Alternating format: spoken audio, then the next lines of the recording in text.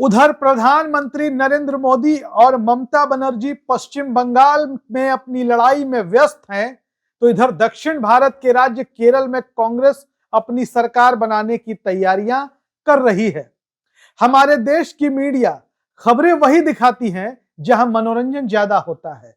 देश के 5 राज्यों में अगले कुछ महीनों में विधानसभा के चुनाव होने वाले हैं, लेकिन खबरें सबसे ज्यादा कहां की दिखाई जा रही हैं? पश्चिम बंगाल की दिखाई जा रही है। बाकी के 4 राज्यों को तो लगता है कि देश की मीडिया ने छांट ही दिया है।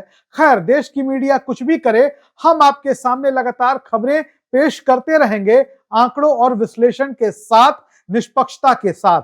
बात करते हैं केरल की। दक्षिण भारत का बेहद महत्वपूर्ण राज्य है और केरल देश का वो राज्य है जो सबसे ज्यादा साक्षर और सबसे ज्यादा शिक्षित राज्य आंकड़ों में है। अब केरल की बात बता दें कि केरल में गठबंधन की राजनीति चलती है। केरल की राजनीति के 2 ध्रुव हैं, एलडीएफ और यूडीएफ।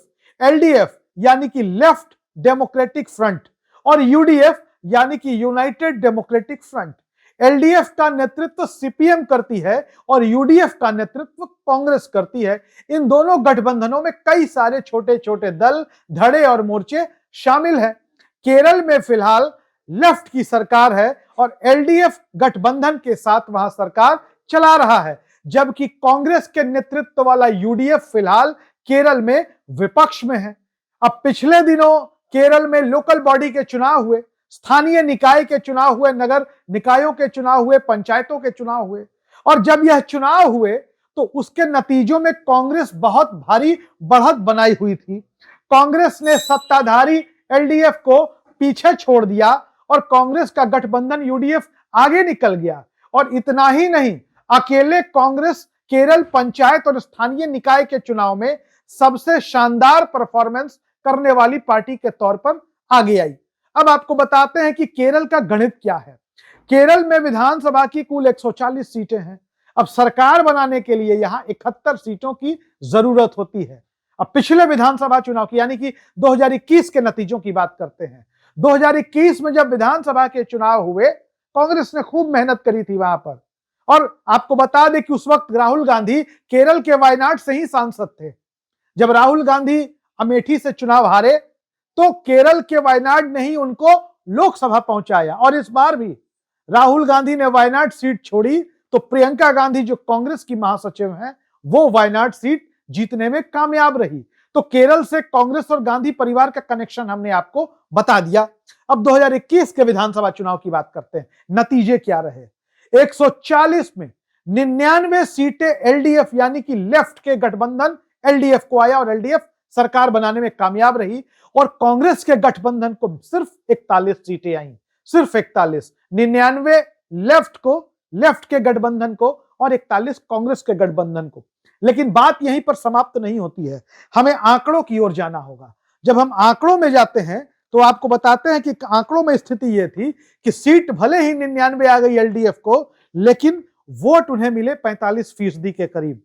और कांग्रेस का गठबंधन भले ही 41 के आसपास रहा, लेकिन उसको 40% वोट मिले।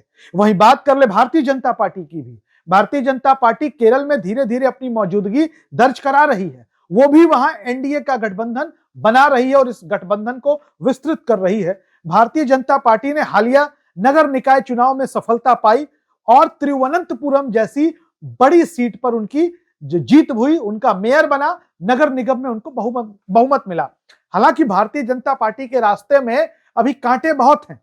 केरल की राजनीति भारतीय जनता पार्टी की राजनीति के हिसाब से मुफीद नहीं है। फिर भी हम आपको बता दें कि पिछली बार लगभग 12.5% वोट भारतीय जनता पार्टी के गठबंधन को आए।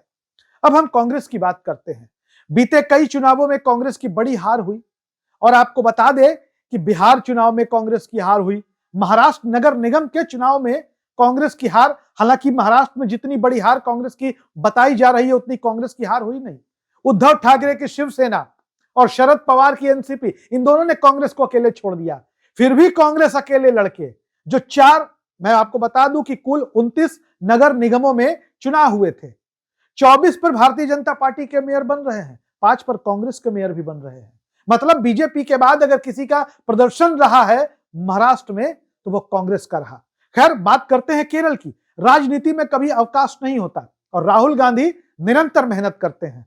राहुल गांधी एक ऐसे आत्मविश्वास से लबरेज व्यक्ति का नाम है जिनको लगता है कि हम चाहे कितने ही चुनाव हार जाएं, हमें चाहे कितनी साजिशों से हरा दिया जाए, लेकिन हम लड़ेंगे, हम संघर्ष करेंगे, संघर्ष से पीछे नहीं हटेंगे। और राहुल गांधी का संघर्ष आज केरल में दिखाई पड़ा। केरल के कोच्चि में आज राहुल गांधी मौजूद थे। मरीन ड्राइव पर कांग्रेस का बड़ा कार्यक्रम हुआ। आपको बता दें कि 15,000 से भी ज्यादा लोकल बॉडी इलेक्शन में जीते हुए प्रत्याशी मौजूद थे राहुल गांधी के कार्यक्रम में। राहुल गांधी जिस कार्यक्रम में शामिल होने गए थे, दिलचस्प बात यह है कि केरल के निकाय चुनावों में जो जीते उम्मीदवार थे वो तो थे ही, पराजित प्रत्याशियों को भी बुलाया गया था। क्यों?